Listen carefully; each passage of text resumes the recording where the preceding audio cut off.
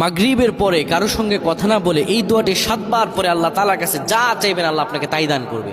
অভাবে আছেন, ঋণগ্রস্ত আছেন, মাথায় টেনশন, ঋণের বোঝা, বাড়িতে থাকতে পারতেছেন না, আল্লাহ সব আপনার পেরেশানি দূর করে দেবে ইনশাআল্লাহ, যদি আপনি আমলটি করতে পারেন। আমল মানুষের জীবন বদলিয়ে দেয়, আমল মানুষের জীবনকে পরিবর্তন করে দেয়। আল্লাহ তাআলা আপনার সব দোয়া কবুল করে নেবেন ইনশাআল্লাহ। মাগরিব নামাজের পরে কিবলামুখী হয়ে থাকবেন, কারো সঙ্গে কথা বলবেন না, কারো সঙ্গে কথা না বলে কিবলামুখী হয়ে আপনি পড়বেন আল্লাহুম্মা আজরিনা মিনান নার, আল্লাহুম্মা আজরিনা মিনান নার, আল্লাহুম্মা আজরিনা মিনান নার।